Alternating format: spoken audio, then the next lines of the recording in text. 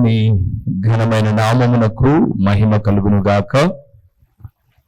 మన ప్రభువును రక్షకుడునునైన యేసుక్రీస్తుల వారి యొక్క ప్రశస్తమైన నామమునకే మహిమ ఘనత ప్రభావములు యుగయుగములకు కలుగునుగాక. సర్వకృపానిధి దేవుడు ఆయన గొప్ప కనికరమును బట్టి మరొక శ్రేష్టమైన శుభదినములో దేవుని విలువైన మాటలు మనము కొన్నింటిని ధ్యానము చేయడానికి ప్రభు మనకిచ్చిన ఈ గొప్ప సదవకాశము కొరకై దేవాది దేవునికి మనము ఎంతగానో కృతజ్ఞతాస్తుతులు చెల్లించవలసిన వారుగా ఉన్నాం. అదే సమయంలో దేవుని వాక్యం వినుటకు దేవుని పాదముల చెంత కూడి ఉన్న దేవుని ప్రియబిడ్డలైన మీ అందరికీ కూడా ప్రభు అయిన యేసుక్రీస్తు పేరట వందనములు తెలియచేయుచున్నాను. ప్రభు నందు ప్రియులారా, గడిచిన సందేశములో దేవుని ఎడల కృతజ్ఞత లేని వారికి కలిగే నష్టములు కొన్ని మనం చూసాం. గడిచిన సందేశములో దేవుని ఎడల కృతజ్ఞత లేకపోతే ఒక మనిషికి కలిగే నష్టాలు చూస్తూ హీనమైన స్థితి కలుగుతుంది అని, మరణకరమైన రోగము కలుగుతుంది అని, చివరికి మరణమే అతనికి వస్తుంది అని మనం చూసాం. దేవుని మర్చిపోవడం ఏంటి, అందరికీ మరణం వస్తుంది కదా అని అంటే, మనిషి భూమి మీద చచ్చిపోయే మరణం కాదు, అగ్నిగుండములో వేతన పడ్డమే అసలైన మరణం. అక్కడ రాయబడింది, అక్కడ అగ్ని ఆరదు, పురుగు చావదు అని రాయబడింది. మరణ యాతలు అనబడేవి దేవుని మరచి నరకమునకు వెళ్ళువారికి. అందుకే మీరు తర్వాత 9వ కీర్తన 17వ వచనాన్ని చూస్తే, దుష్టులను దేవుని మరచు వారందరూ పాతాళమునకు దిగిపోదురు అని రాయబడింది. దేవునికి కృతజ్ఞత లేకపోతే మనిషి పాతాళంలోనికి దిగబడి నరక కూపంలో యాతన పడతాడు అని. నేడు మనం ధ్యానం చేయబోతున్న అంశభాగం ఏంటనగా, వాస్తవంగా మనిషి ఎడల కృతజ్ఞత అని చెప్పుకున్నాం మనం. కానీ నేను మనుషులందరినీ బైబిల్ గ్రంథంలో వెతుకుతూ ఉన్నప్పుడు, ఉదాహరణకు సౌలు దావీదు ఎడల కృతజ్ఞత లేడు, వాళ్ళిద్దరూ మామ అల్లుళ్ళు. అబ్షలోము దావీదు ఎడల కృతజ్ఞత లేడు, వాళ్ళిద్దరూ తల్లిదండ్రులు. నాబాలు అనబడే వ్యక్తి కృతజ్ఞత హీనుడుగా ఉన్నాడు, ఒక మనిషిగా. ఇలాగా చదువుకుంటూ నూతన నిబంధన వరకు వెళ్తూ ఉన్నప్పుడు ఇస్కరియోతు యూదా కూడా ప్రభువు ఎడల కృతజ్ఞత లేడు, శిష్యుడై ఉండి. ఇలాగ అన్ని విషయాలు చూస్తున్నప్పుడు చాలాసేపు నేను నా వాక్య సందేశంలో ఆగిపోయి, ఒక వ్యక్తి గురించి దేవుని సన్నిధానంలో చెప్దాం అని అన్నప్పుడు, ఒక వ్యక్తి గురించి పరిచయం చేయడానికి ఆత్మదేవుడు ప్రేరణ ఇచ్చి, దైవ సేవకుని ఎడల కృతజ్ఞత లేని వారికి కలిగే నష్టములు ఏవి అని మనిషి అని రాసుకుని బ్రాకెట్లో దైవ సేవకుని ఎడల కృతజ్ఞత లేని వారికి కలిగే నష్టములు ఏమిటి అన్న విషయాన్ని మనము ధ్యానం చేయబోతున్నాం. రండి ఒకసారి మూలవాక్యాన్ని చూద్దాం. తిమోతికి రాసిన రెండవ పత్రిక 3వ అధ్యాయము 2వ వచనము, అంటే మొదటి 2 వచనాలు ఒకసారి మనము చదువుకుందాం. అంత్యదినములలో, తిమోతికి రాసిన 2వ పత్రిక 3వ అధ్యాయము మొదటి 2 వచనాలు. అంత్యదినములలో అపాయకరమైన కాలంలో వచ్చునని తెలుసుకొనుము. ఎలాగనగా మనుషులు స్వార్థప్రియులు, ధనాపేక్షులు, బింకములాడువారు, అహంకారులు, దూషకులు, తల్లిదండ్రులకు అవిధేయులు, కృతజ్ఞత లేనివారు. అక్కడ దాకా చాలు. కృతజ్ఞత లేనివారు 7వ మాట, అది 7వ మాట. అంతకుముందు 6 విషయాలు చెప్పాడు. స్వార్థప్రియులు అనేది మొదటిది, ధనాపేక్షులు రెండవది, బింకములాడువారు అనేది 3వది, అహంకారులు 4, దూషకులు అనబడేది 5, తల్లిదండ్రులకు అవిధేయులు అనబడేది 6, కృతజ్ఞత లేనివారు. ప్రభునందు నాకు ప్రియమైన వారలారా, మానవ జీవితంలో ఎక్కువ శాతం కృతజ్ఞతాహీనులే ఉంటారు. అందుకే మీకు గడిచిన వారంలో ఒక వివరణ ఇచ్చాను. మన దగ్గర ఎవరైనా అప్పు అడిగేటప్పుడు మాట్లాడే విధానం వేరు, అప్పు ఇచ్చేటప్పుడు మాట్లాడే విధానం వేరు. మీరు ఫోన్ పే వేసినప్పుడు మీకు ఫోన్లో ఎన్నో మాటలు చేస్తారు, మీకు తిరిగి ఫోన్ పే వేసినప్పుడు మెసేజ్ మాత్రమే పెడతారు మీకు, అప్పుడు ఫోన్ చేయరు మీకు. ఇంక ఎటు నువ్వు చూసుకుంటావు, ఎందుకంటే అప్పటికి నువ్వు 3-4 సార్లు అడిగింటావు, ఇబ్బందుల్లో ఉన్నాను బ్రదర్, ఇవ్వండి ఇవ్వండి అక్క అని అడిగింటావు. అందుకే అప్పటికి నొచ్చుకొని నీతో మాట్లాడడం దూరమై తప్పదని నీ డబ్బులు నీకు వేశాను చూడన్నా, నీ డబ్బులు నీకు ఇచ్చాను, ఆలస్యమైంది, ఐఎమ్ సో సారీ అని చెప్పరు. జస్ట్ టెక్స్ట్ మెసేజ్ ఒకటి వస్తుంది, నీ డబ్బులు నీకేసే చూసుకో. మనిషి తీసుకునేటప్పుడు ఉన్న ఉత్సాహం ఇచ్చేటప్పుడు ఉండకపోగా కృతజ్ఞతాహీనులు రకరకాలుగా మాట్లాడతారు కూడా.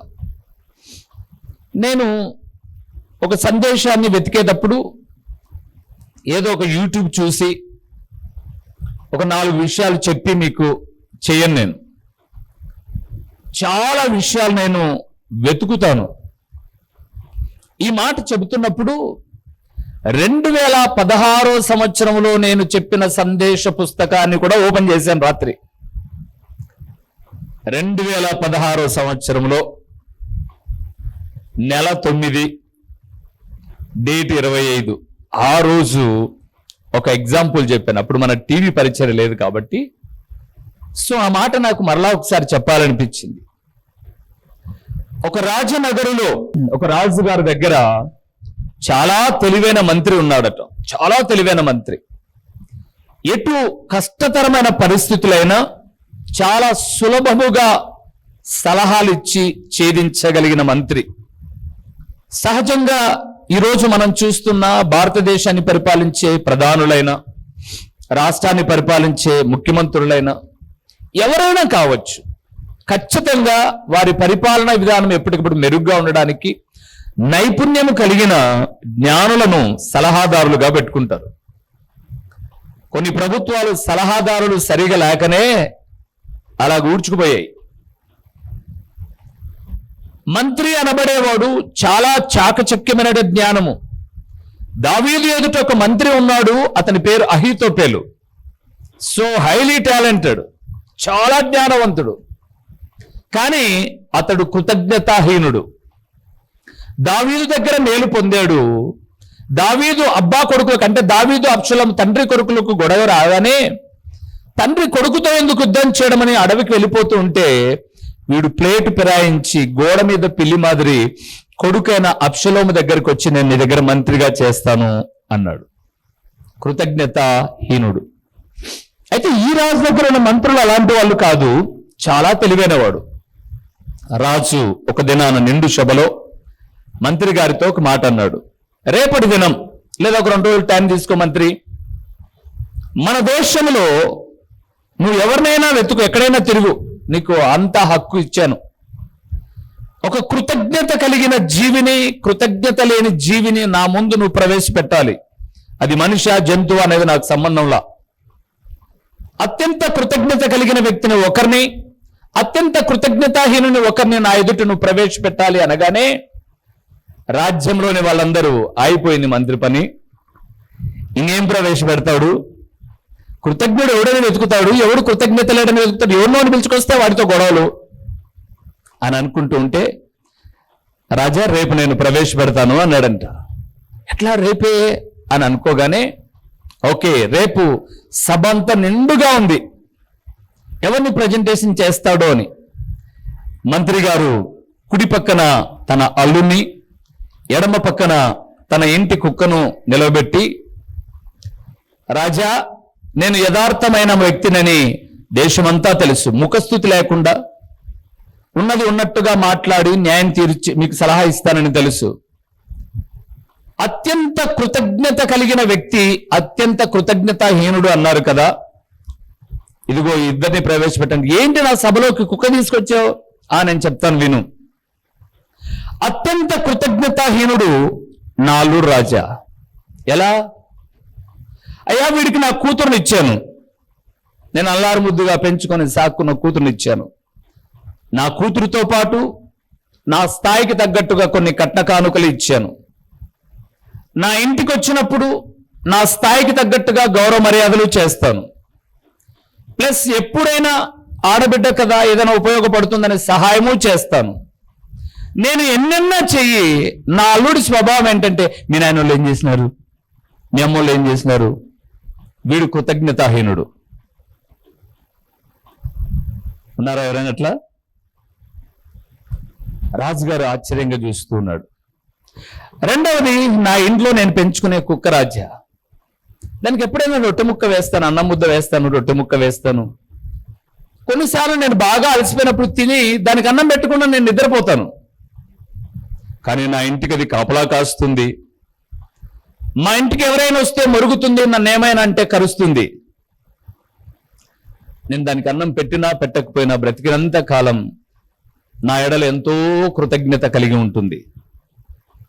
ఈ జీవి స్వభావం ఇది, ఈ వ్యక్తి స్వభావం ఇది అని అన్నాడు. రాజుగారు అన్నారు, అల్లులంతా అంతేనంటావా? అంతా అంతే రాజా. ఎన్నన్నా ఇవ్వు, ఏదో ఒక సందర్భంలో ఎంత మంచోడు అనుకున్నా ఏమిచ్చారులే, అది కూడా లేదులే, ఇది కూడా లేదులే అనని అల్లుడు ఎవ్వరూ లేరు రాజా. అంటే అలాంటి కృతజ్ఞతాహీనులు మన దేశంలో ఉండడం ఎందుకు? ఈ అల్లులందరినీ తల నరికేస్తామా అన్నాడంట రాజు. రాజా రాజా రాజా ఆగండి, మీరు కూడా ఒక ఇంటికి చెప్పండి, మీరు కూడా ఒక ఇంటికి అల్లుడే రాజా. అవును కదా, నా మామ అర్ధ రాజ్యం ఇచ్చినా కూడా పూర్తిగా ఇచ్చిండొచ్చుగా అన్న కృతజ్ఞతాహీనుణ్ణే. ప్రభునందు ప్రియమైన వారలారా, హ్యూమన్ సైకాలజీ ప్రకారముగా మానవ జీవిత చరిత్రలో కృతజ్ఞతాహీనుడు ఎవరైనా ఉంటే మానవుడేనండి. దేవుణ్ణి మర్చిపోతాడు, మేలు చేసిన వాణ్ణి మర్చిపోతాడు, అన్నం పెట్టిన చేయిని కరుస్తాడు. మన ముందు మాత్రం నటిస్తారు చాలా మంది. అయితే మీకు ఒక మాట చెప్తాను, దేవుని నమ్మి మనం అలా ఉండకూడదు. దేవుని నమ్ముకున్న తర్వాత ప్రతి చిన్న దానికి మనము కృతజ్ఞులమై ఉండాలి. అందుకే గడిచిన సందేశంలో నేను ఒక మాట చెప్పాను. దేవుడు 3 ప్రశ్నలు ఎప్పుడు మనం వేసుకోవాలి. పాస్టర్ గారి విషయంలో కూడా వేసుకోండి. సేవకుడు ఎదురుగా నిలబడ్డాడు కదా, నా విషయంలో కూడా 3 విషయాలు ఎప్పుడు ప్రశ్నలు వేసుకోండి. మొదటిది, పాస్టర్ గారు మనకేం చేశారు. రెండవది, పాస్టర్ గారికి నేనేం చేశాను. అది దేవుని గురించి మాట్లాడాం గడిచిన సందేశంలో. దేవుడు నాకేం చేశాడు, దేవునికి నేనేం చేశాను. మూడవది, దేవుని పనికి ఏ ఇబ్బంది కలిగించానన్నది. అయితే ఇప్పుడు మనిషి కాకోకుండా మీ ఎదురుగా తల్లిని పెట్టుకున్నా, తండ్రిని పెట్టుకున్నా, అన్నైనా, తమ్ముడైనా, భార్య అయినా, భర్త అయినా, ఎవరైనా కావచ్చు, వాళ్ళందరినీ ఇప్పుడు మీ అందరికి తీసుకురాలేను. కాబట్టి ఒక పాస్టర్ అనుకోండి, ఎగ్జాంపుల్. పాస్టర్ గారు నాకేం చేశారు, నేను పాస్టర్ గారికి ఏం చేశాను. మూడవది, నా వల్ల పాస్టర్ గారు చేసే పరిచర్య కానీ సంఘానికి కానీ ఏమైనా ఇబ్బంది కలిగిందా. ఇప్పుడు మీ మధ్యలో మెదిలిండొచ్చు, పాస్టర్ మాకేం చేసినాడబ్బా. చెప్తాను ఈరోజు ఏం చేశాడో. కానీ పాస్టర్కి మీరేం చేశారంటే మీరేం చేసిండారు. మేము కానుక ఇచ్చాం కదన్నా. కానుక దేవునికి ఏమి ఇచ్చారు? మీరు దేవుని పరిచర్య కొరకు ఇచ్చారు.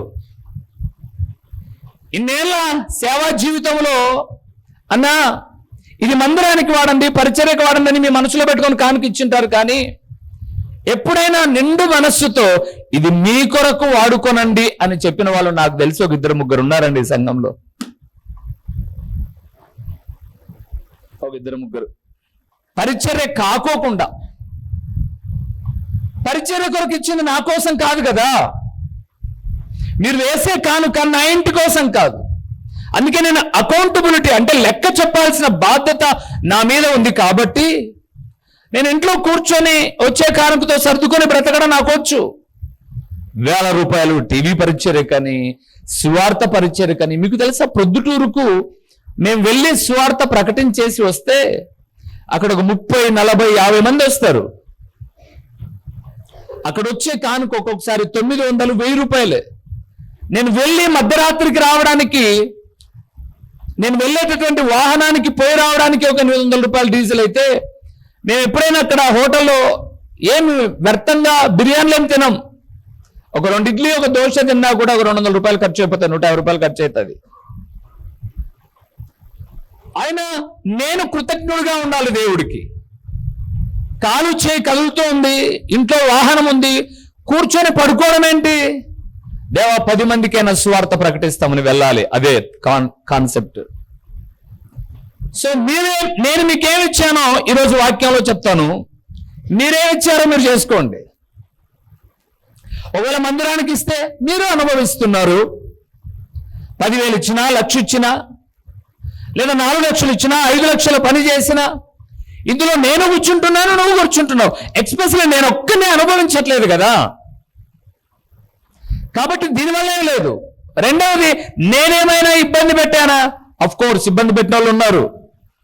మేము పోలేదు కాబట్టి ప్రార్థనకు మీరు పోవద్దు, మేము రాలేదు కాబట్టి మీరు రావద్దు, మేము అలిగాం కాబట్టి మీరు అలగాల, మేము సనిగాం కాబట్టి మీరు సనగాల అని కోరాహు, దాతాను, అభిరాములు ఒక 3 కలిసి 250 మందిని తయారు చేసినట్టుగా పూర్వపు దినాల్లో తయారు చేసిన బ్యాచ్ కూడా ఉంది. అయితే ప్రియులారా, కృతజ్ఞతాహీనుడు ఎప్పుడు వృద్ధి చెందడండి. నన్ను సాధిద్దాం అనుకో, నేను ఒక మాట చెప్తుంటాను అప్పుడప్పుడు, నిన్ను ఇలాగన్నారన్నా, నన్ను ఇలాగన్నారన్నా నాకు చాలా మంది వచ్చి చెప్తే నేను ఒక మాట చెప్తాను, మీరు కావాలంటే నా ఆత్మీయ తోడబుట్టిన వాళ్ళకన్నా ఎక్కువగా ఒక్కసారి కూర్చొని ఆలోచించండి. సేవలో నేను ఎవరి జోలికి పోను, గద్దిస్తా, వాక్యం చెప్తా. మీరు గమనించి చూడండి, నన్నోడు ఒక్కడు బాగుపడలే. ఎవరినైనా వెతకండి, అది సంఘమా, సంఘం బయట, వాడు నాయకుడు కానీలే. ఎందుకు? నేను కేవలం ప్రభు పాదాల దగ్గరికి వస్తాను, మళ్ళీ నేను ఇంకో దగ్గరికి పోను. వైసీపీ వాళ్ళు నాకు అన్యాయం చేశారని చెప్పేసి టీడీపీ వాళ్ళకి అడిగి టీడీపీ వాళ్ళు అన్యాయం చేసి రాజకీయం చేయను. ఇక్కడ వచ్చి మోకాలు అమ్ముతా. నన్ను ఊరిడిపిస్తామన్నోళ్ళు ఊరిడిచారు, నీ అంతు చూస్తామన్నోళ్ళు పతనమయ్యారు. ఇంకో మాట చెప్పమంటారా? ఆడ మా పాతిల్లు ఉంది, మీకు తెలుసు. ఒక ఆమె వచ్చింది మా దగ్గరికి, కొద్ది రోజులు మందిరానికి కూడా వచ్చాను. అన్నా 1500 బాడిగ, ఏం పెద్ద 15,000 కాదు, మీరు సేవకులన్నా, మీరు కొత్త ఇంట్లోకి పోయారన్నా, ఆ ఇల్లు మాకు బాడెక్కి అన్నా అని వచ్చింది. వద్దులేమ్మా, సంఘస్థులకి ఇస్తే లేనిపోని సమస్యలు ఎందుకు, అయ్యో సేవకుడు ఇంట్లో ఉండడం మాకు చాలా దీవెనన్నా అని ఒకరోజు కాదు, ఒక 3 రోజులు కాదు, తిరగాల్సిన రోజులన్నీ తిరిగింది, ఒక వారం 10 రోజులు. సరే అమ్మా, క్లీన్ చేసుకొని ఉండండి అని అన్నాం. కాలక్రమేణా కొంతకాలం అయిన తర్వాత ఆ ఇంట్లో ఒక అంగడి, ఆ ఇంట్లో బాడుకున్నాము, మేమేమో అంగడిలు పెట్టిస్తామా, పెట్టిం. ఆమె పెట్టుకుంది. ఆమె పెట్టుకోగానే ఈ పక్కన ఉన్న మన వాళ్ళు వచ్చి అంగడి తీయమని అన్నారు. అంగడి పెట్టమని నేను చెప్పలా, తీయమని కూడా నేను చెప్పకూడదు. వాస్తవానికి నన్ను కూడా అడగకూడదు, అది మీరు మాట్లాడుకోవాలి. కానీ మీరేమన్నారు అని అంటే, అలాగైతే మేము మందిరానికి రామన్నారు. ఒకసారి ఆలోచించండి, మీకు కొన్ని బాధలు కావచ్చులేండి, నిజాలు మాట్లాడుతున్నాను నేను వెళ్ళి, అమ్మ దగ్గర వద్దులేండి, అంతా ఒకే చర్చికి వెళ్ళే వాళ్ళము, ఈడంగడి ఆడంగడి బాగుండదు అని చెప్పేసి, ఏమన్నా టౌన్లో పక్క లేవు, అట్టలేవు, ఇట్టలేవు అన్నారు. అవన్నీ రూల్స్ ఎందుకులే అమ్మా, మనం ఒకే చర్చికి వెళ్తున్నాం కదా, బాగుండదు, వద్దులే అని అన్నాం.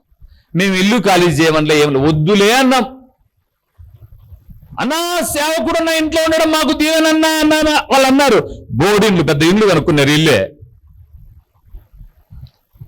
ఖాళీ చేద్దాం కదా, ఏం మా కాడ లేవా అని అన్నారండి. సహజంగా ఖాళీ చేశారు, ఇల్లంతా దుమ్ము పట్టింది, అన్ని ఊడ్చేసుకున్నాం, చర్చికి కూడా రామన్నారు.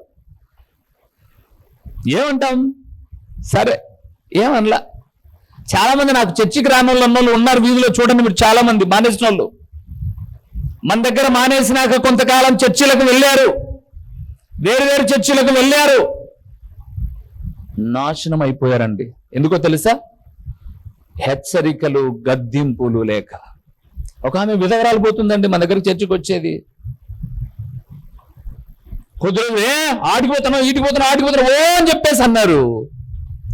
దారి తప్పి, భర్త చచ్చిపోయాడు, దారి తప్పి తిరుగుతుంది. పిల్లలు దారి తప్పి తిరుగుతున్నారు. ఈమె వెళ్ళింది, ఇల్లు ఖాళీ చేసి వెళ్ళిపోయింది. ఒక అంగడి పెట్టారు, ఇల్లు కొన్నారు. ఈ భర్త ఉన్నాడు చూడండి, వీడు బెబ్బెబ్బా తబ్బెబ్బా. అంటే భార్యను హ్యాండిల్ చేసి క్రమంగా ఉందాం, సరే మందిరం మానేసాం, మన బ్రతుకులు క్రమంగా ఉందాం, జాగ్రత్తగా ఉందాం అనేవాడేం కాదు. దినాలు గడిచాయి. గ్రౌండ్లో ఒకరోజు మీటింగ్స్ కూడా జరుగుతుంటే మన ఆడపిల్లలంతా చర్చికి, ఎందుకంటే ఇప్పుడు జరిగినట్టే జరుగుతున్నాయి, అప్పుడు గ్లోరెక్కవి, వాళ్ళు ఇక్కడి నుంచి వెళ్ళిపోయిన వాళ్ళు వెనకల చేతులు పెట్టి ముసలమ్మ ముచ్చట్లు కట్టి పెట్టి పరిశుద్ధ గ్రంథాన్ని చేతబట్టి అని అమ్మలు డాన్స్ చేశారు. పెద్దమ్మలు డాన్స్ చేశారు, అంటే స్త్రీల సహవాసమేలేండి, డాన్సులు వేశారు. మాది పెద్ద చర్చి అన్నారు. అక్రమ సంబంధాలకు అలవాటు పడ్డారు, విచ్చలవిడి జీవితాలకు అలవాటు పడ్డారు. ఈరోజు ఇంటికి కంపడ్డబెట్టి ఉన్నారు. ఏమి లేదు మనిషికి, ఏమి లేదు చెప్పండి. ఒకటి గుర్తుపెట్టుకోండి ప్రియులారా, నేను తప్పుడోనైతే, నా భార్య తప్పుడుదైతే, సేవకుడుగా సేవకురాలుగా మాకు ఉండాల్సిన యోగ్యతలు లేకపోతే, మా కట్టుబొట్టు సరైనది కాకపోతే, ఎవరైనా, మీరు సంఘ బిడ్డలు కాదు, సంఘపు బయట వాళ్ళైనా బో చెప్పినాడుపా అని అనడానికి ఉంది. కానీ కృతజ్ఞతాహీనులై దేవుని సంఘ సహవాసాన్ని పాడు చేసేది ఇక్కడ కూడా చాలా మంది ఉన్నారు. అవసరం తీరిన తర్వాత పోగనుక్కున్నాంలే, వాళ్ళు మనకు పెద్ద చేసినారని చాలా అనుభవించింటారు, వాళ్ళ ద్వారా మేలు పొందుకుంటారు. కానీ ఈరోజు మనకు ఒకవేళ ఇన్కమ్ సోర్స్ బాగుండొచ్చు, మనకు అన్ని సఫిషియెంట్ గా ఉండొచ్చు, పరిస్థితులు మారాయి అని కృతజ్ఞతను మానకూడదు. మీకు బైబిల్ గ్రంథంలో ఈరోజు కృతజ్ఞతాహీనుడుగా పతనమైన ఒక వ్యక్తినే చూపిస్తాను, ఎందుకంటే చాలా మందిని చూపించవచ్చు, మీరు డిస్టర్బ్ కాకోకుండా ఒకరిని చూపిస్తాను. రండి వాక్య భాగంలోనికి వెళ్దాం. రాజులు 2వ గ్రంథం 11వ అధ్యాయము ఒకసారి 3వ వచనం, మొదటి 3 వచనాలు చదువుదామా? మొదటి 3 వచనాలు చదువుదాం. అహజ్యా తల్లి అయిన అతల్య తన కుమారుడు మృతి పొందెనని తెలుసుకుని లేచి రాజకుమారులను అందరినీ నాశనం చేసెను. రాజైన యెహోరాము కుమార్తెను అహజ్యాకు సహోదరియునైన యెహోషేబ అహజ్యా కుమారుడైన యోవాషును హతమైన రాజకుమారులతో కూడా చంపబడకుండా అతని రహస్యముగా తప్పించెను. గనుక వారు అతనిని అతని దాదిని పడక గదిలో అతల్యాకు మరుగుగా ఉంచి ఉండుట చేత అతడు చంపబడకుండెను. అతల్యా దేశమును ఏలుచుండగా ఇతడు 6 సంవత్సరములు యెహోవా మందిరమందు దావీదుతో కూడా దాచబడి ఉండెను. రైట్, అంటే ఇంకా మొదటి పాయింట్ రాలా, ఇంట్రడక్షనే, ఉపోద్ఘాతమే. మీరు వినాలి, కానీ కృతజ్ఞత గురించి 24 గంటలు ప్రసంగించగలను.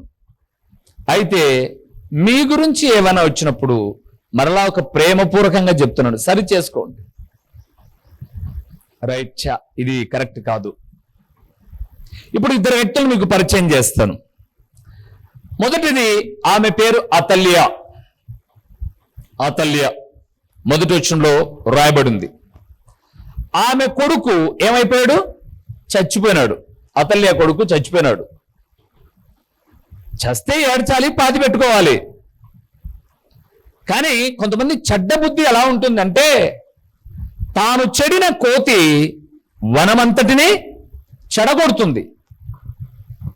ఈ అతల్య నా కొడుకు చచ్చిపోయాడు, ఇక్కడ ఎవరి కొడుకులు బాగుండకూడదు అని అందరిని చంపడం ప్రారంభించింది. చూడండి అతల్య. అక్కడ రాయబడింది, 2వ వచనంలో రాయబడింది, రాజైన యెహోరాము కుమార్తెను అహజ్యాకు సహోదరి అయిన యెహోషేబ అహజ్యా కుమారుడైన యోవాషును అతమైన రాజకుమారులలో చంపబడకుండా దాచిపెట్టించింది తప్ప, మొదటి వచనంలో తన కొడుకు చచ్చిపోయాడని రాజకుమారులందరినీ ఏం చేసిందామే? చంపేస్తాంది. అంటే నేను బాగలేనని ఇంకెవరు బాగుండకూడదా?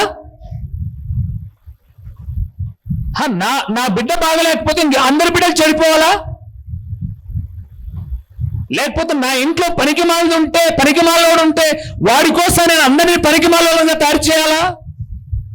తప్పు. కానీ అతల్య చాలా చెడ్డ వ్యక్తి. అందుకే రాజకుమారులు అందరినీ చంపేయాలనుకుంటే ఆ ఇంట్లో పనిచేసే దాది ఉంది, ఆమె యోవాషు అనబడే చిన్న బాలుణ్ణి దాచిపెట్టింది. ఎక్కడ? మందిరములో. ఇప్పుడు సేవకుడు మీ అందరి ఆత్మలను భద్రము చేస్తున్నాడు ప్రభువులో, నరకానికి వెళ్ళిపోకుండా.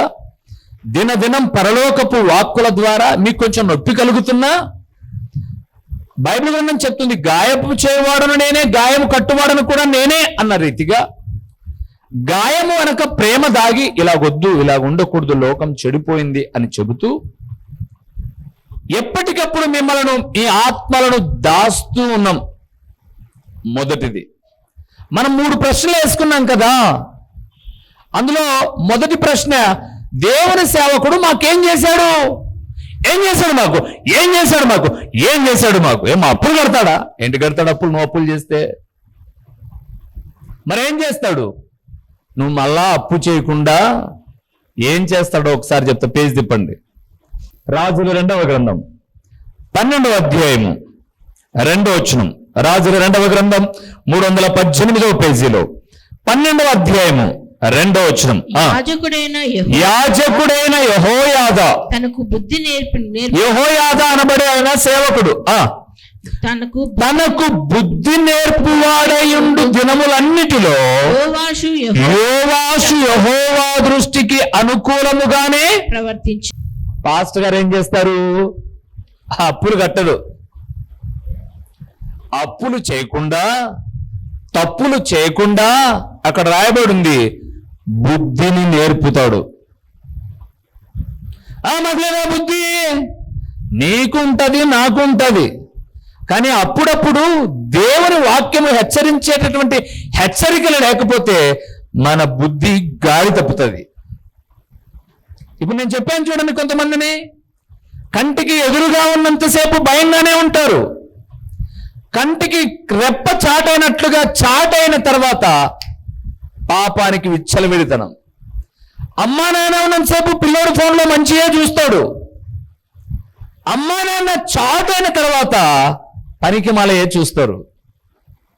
దానికి చెప్పే మాట ఏంటంటే ఓయస్సు, ఉరవడి, తప్పు అవన్నీ. అందుకే బుద్ధి నేర్పువాడై ప్రభునందు ప్రియమైన వారులారా, దైవ సేవకుడు బుద్ధి నేర్పువాడు. మా చిరునామా దైవజనుడు బ్రదర్ ఓ రూబేన్ గారు, క్రీస్తు ప్రార్థనా మందిరం, డోర్ నెంబర్ 1-10-386, నగరిగుట్ట, పులివెందుల, కడప జిల్లా. మీ ప్రార్థనా అవసరాల కొరకై సెల్ నంబర్ 9989067409.